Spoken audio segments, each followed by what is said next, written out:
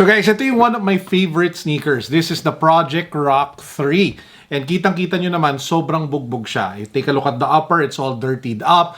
It used to be a little bit white. Now it's almost gray or bluish. If you take a look at the outsole, it also shows a lot of wear and tear. So this is one of my most abused sneakers for the year, especially during the lockdown. So I'm super happy because our good friends from Under Armour Philippines sent over the Project Rock 4. I'm a huge fan of Dwayne "The Rock" Johnson. I'm a huge fan of his Project Rock philosophy. And I am absolutely thrilled, super excited to unbox this and share this with you guys today. Tara!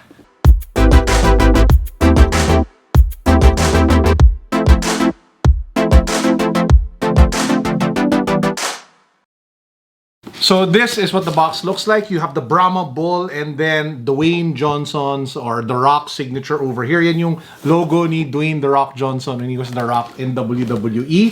Nakasulat dito, blood, sweat, and respect. By the way, if you are a wrestling fan, I'm sure you are super happy with the developments happening in AEW. Daniel Bryanson, I think that's what it's called now, together with Adam Cole debuted. Crazy. Of course, CM Punk is also there. But anyway, so let's pop the box open. Excited, super excited. You know, you have the tissue paper, blood, sweat, respect. Oh, ganda! Babam! Take a look at that. That is sick. Nasaan yung bull? You know, talaga hinanap ko yung bull eh. No? We have the Brahma Bull logo there at the back. One of my most favorite logos. In fact, I'm actually looking for the blue Project Rock Under Armour mask. The Under Armour mask is one of my favorite masks. And I've been wanting to get that mask to wear. Wala lang akong makita nagbebenta dito sa Pilipinas. You have this card.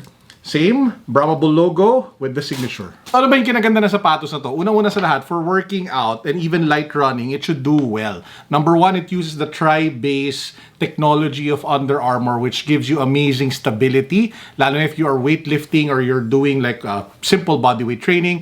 It has this full-length hover technology for the midsole, which is kind of like their, I guess, di ba si Adidas may Ultra Boost, si Nike may React, yung hover naman yung pang Under Armour, which makes it awesome for comfort as well as light running. Hindi siya running shoe linawin ko lang. If you want a running shoe, you can go for the Under Armour Hover Phantoms. This is more of a training shoe first, siguro lifestyle second, and then I guess light running third. The big difference with this model, nakitang-kita nyo naman siguro compared to what I was holding kanina, is that this one has TPU straps on either side, which is exactly what the sneaker needed. Kasi I've been wearing the Project Rock 1, 2, 3. And yung problem niya, sobrang stable niya sa ilalim, sobrang panalo niya, but yun nga, the foot containment could have used a little bit more help. Lalo na if you're doing lateral movements. Ang gagandahan nito, they thought about that and they implemented it, and this should actually help with the overall function of the shoe. Kaya super excited ako to be able to try this. Sobrang, panalo. Ay, nakasunod pala sa likod, di ko napansin. Blood, sweat, respect. By the way, may sobrang panalong message dito si The Rock sa insole. Nakalagay, blood, sweat, respect. Sweat, respect. The first two you give, which is blood and sweat. Last one, you earn, which is respect. So what I'll do now is I'll put it on feet. Obviously, this is not like a performance review. I just want to get the feel for how the sneaker is in terms of like cushioning. And yeah, testing natin. So guys, we're here at Unbox Green Hills. So getting ready kasi GCQ na ulit starting tomorrow. So we're expecting people to come over. So nag-aayos-ayos lang kami para malinis naman at maayos siya para sa inyo. So I've been wearing the Project Rock 4s for a bit now. So para lang alam niyo how it feels. It's very similar to the Project Rock 3 in terms of yung cushioning niya tsaka yung comfort. Pero sobrang ganda talaga nung foot containment because of the TPU straps. You really feel the difference. So that's for general walking. What more if you decide to use it, sabihin natin for working out. And that will be another video that I'll try to do. By the way, ganda ng display dito, box 14. If you guys are looking for Gatorade bottles or slam dunk characters, dito yan, box 14. Sobrang nakakatuwa. Again, here at Unbox Green Hills. Daming sapatos. Daming panalo dito. Shoutout by the way to Manuel Lifestyle and Sneakers. So yun, sobrang okay siya. Now, if you don't feel the color, kasi this one is black and blue, Marami pang color options yung Project Rock. So if you wanna go for a clean white pair, a black pair, a Volt pair, nandyan yan. Sa mga fans nga pala dyan ng BTS, Box 23, Butter Bucket Caps, tsaka basta sobrang daming fan-made merchandise para sa mga BTS fans. Again, over here, ito pa, meron din dito spray bottle, Box 26, dito again at Unbox Green Hills. Guys, will be open again, GCQ, tomorrow. If you're in the area, feel free to drop by. O nga pala, since Under Armour, guys, tignan nyo naman yan, oh, meron Steph Curry dito, 11 out of 62.5 na basketball card. Ang ganda niya lang talaga tingnan. Nakatempt. Gusto ko talaga siya bilhin. Kunin na natin siya. Kasi meron akong Trey Young na ganito eh. So, maganda siya itabi kay Trey. Steph Curry. Golden State Warriors. Impeccable. Ganda. Ito lang tayo dun sa isang work area namin. We'll check out a couple of the items that we have for sale for $9.9. I'll give you guys a preview and then let's do a quick unboxing again of NBA cards. So, nag-aayos kami para sa $9.9 sale namin dito sa Unbox Green Hills. So may mga laruan. Mamaya I'll show you guys what are the great finds na pwede nyong bilhin. Pero bago ang lahat, bukas tayo ng dalawang select blaster ng NBA cards. So tingnan natin, baka swertihin tayo. Malay nyo lang naman, di ba? Let's see if we're lucky today. Pagkatasan tingnan natin lahat yun. Ang gusto natin makuha yung mga elephant skin ba yun? Tama ba yun? 1, 2, 3, 4, 5, 6. So meron tayo 6 packs. Shoutout nga pala ulit sa The Cardboard Corner dito sa Unbox Green Hills. By the way guys, abangan nyo yung mga repack namin. Meron kami mga panalong repack. Papakitaan ko kayo ng sample. Ayan yung sample oh. Super sulit repacks. Carlo Ople. Ganda si Dusty, naging Looney Tunes. So tigto 300 pesos yan. Abangan nyo yan. Bibenta namin yan sa Lazada 99 namin. Okay?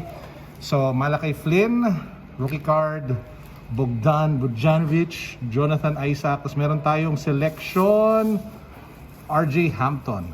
Pwede na. Pwede na.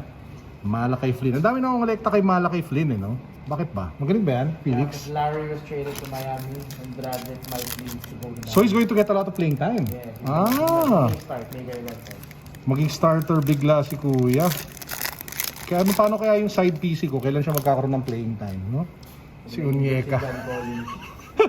Okay, Daniel Oturu. Rookie card, D'Angelo Russell, super underrated. Oh, Zion Williamson na, ano tawag dyan? Flash? Yes. Malakay Flynn ulit. Malakay Premier. Nice. Panalo, doon pa lang, bawi na tayo guys. So, di ba? Meron pa tayong 4 na pack. Mga swerte. Swerte today. Baka natin, tingnan natin. Lucky, andyan yung lucky charm. Ooh! Spoiler. Okay. Flash ba to? Kasi nasa likod eh. Let's find out. Diretso na tayo. Bang! Silver. Oh, yes. Silver Concourse. LaMelo Ball. Better than Flash. Yes, I agree. Bawi-bawi na. Meron pang Kyle Lowry na premier. Ba't ako dyan? Courtside. Courtside. The highest. Oh, grabe. Meron pa tayong 3 pack, guys. Mga kahit wala ng tiger skin, bawi na. Nagbukas kami ng isa, by the way guys, nagbukas kami isang buong case kahapon. Si Kirby, binili niya Charlotte. Walang silver na LaMelo Ball lumabas. Puro base. Ang lungkot. Ako naman, binili ko Lakers. 3 Lebron lang lumabas sa isang buong case. Mas buenas pa ako pag ako bumibili ng box eh. Kesa sumasali sa break. Anyway, nasa likod natin. Diretso na tayo. Oh. At least hobby. Yan yung hobby, di ba? So, meron tayong Nick Richards, Josh Green, Cameron Johnson. Tapos yung last, may dalawa pa. May dalawa pa tayong pack, guys. Abangan yung mga ibang cards na to, makikita nyo sa repack. Di ba? So, ang gagawin ko pala, yung mga some of the hot cards here, itatago ko sa mga repack para meron kayong hits na pwedeng ma-expect na potential na makuha. So, tingnan natin nasa likod. Silver. Ito, yung tricolor to, di ba? Tricolor. Premier. Sino yan? May goggles? Si ano? Zubuki. Azubuki. Ang PC ni Don Carino. Accidental PC. Terrence Davis, Gallinari. Wala na ba? Wala na. Ay, isa pa. Isa pa. Pero doon palang bawi na tayo, di ba? Chris Paul. Concourse Chris Paul. Alam na natin kung ano nasa likod. Oh! Another base. Isa pang LaMelo Ball. In one ano yan Grabe. Sobrang swerte naman ng box na yan. Bukas mo tayo isa pa. Yung base na Lamelo Ball na yan, ilalagay ko sa isa sa mga repacks namin. So pwede nyo makuha yung Lamelo Ball na yan plus 10 cards for just 300 pesos if makahit kayo sa repacks namin. Again, available only during Lazada 99 sa Lazada shop namin. Okay, abangan yan guys. Sobrang panalo. Carlo, Ople, super sulit repacks only here at Unbox GH. Theo Maledon, rookie card. Markel Fultz. Denny Avdia. Parang awkward ng ano niya dito, no? Ng post. Di mo maintindihan. Oh, flash ulit. Yeah, Zeke Naji. Baka ma-offend yung mga fans ni Zeke Naji. Mukhang konti lang ma-offend kung gano'n. Ito, Isaiah Stewart. Okay yan. DeAndre Ayton. Lonzo Ball. Tapos ang silver Tyrell Terry rookie card. So, okay lang. Okay lang. Oh, yun ang tanong. Papasa ba ni Luka? Actually, magaling na passer si Luka. Okay siya eh. Nakita ko yung likod, nalukont ako eh. Hindi pa siya. Oo nga eh. Hindi pa si Ant-Man. May tulog yan, si Jaden. Oo. Sa starter. Tatlo pa. Parang ito yata yung malas ano natin malas box. Parang pang offset ng swerte dun sa una. Wiggins. Pero doon na tayo sa likod. Flash na... Sino yan? Wow, Westbrook. Pwede na. Aaron Nesmith, Patrick Williams. Ano, pwede yan. Ganda yung court side ng Boston na yan. Dalawa na lang guys, dalawa na lang. Silver na Premier. Nakataas ang kamay. Devin Vassell. Pwede. PC. Tapos, akala ko si Anthony Edwards na. Last pack. Carl Anthony. Carl Anthony. Last pack. Mukhang ito yung malas na box. Pero pwede na rin. At least may nakuha ko for my PC. Oturu. D'Angelo.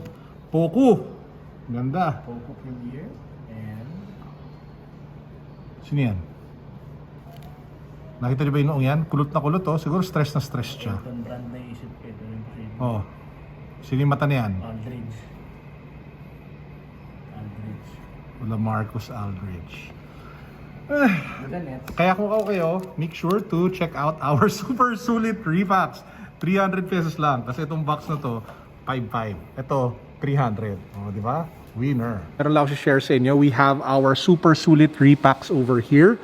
So these are repacked NBA cards that will be available on our 9.9 sale sa Lazada. So abangan nyo yan. 9.9. Sobrang panalo. And I'll show you some samples. So ito yung mga repacks that I have. So actually we made a lot. So sobrang dami yan. Some of the cards or some of the packs have really good hits. Kunyari may mga LeBron na clearly na base or may mga Luka na clearly na base or Ja Morant. Most of them have parallels. If not parallels, they have rookie cards or they have superstars. Diba? So Kyrie Irving.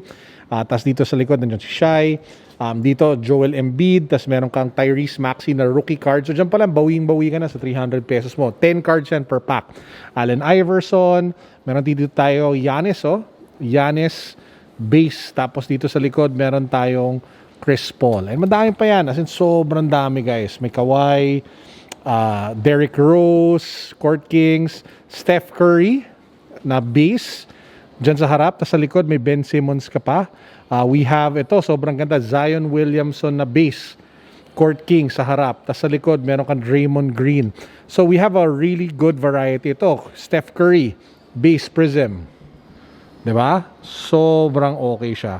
So again, they will be available during our 9.9 sale.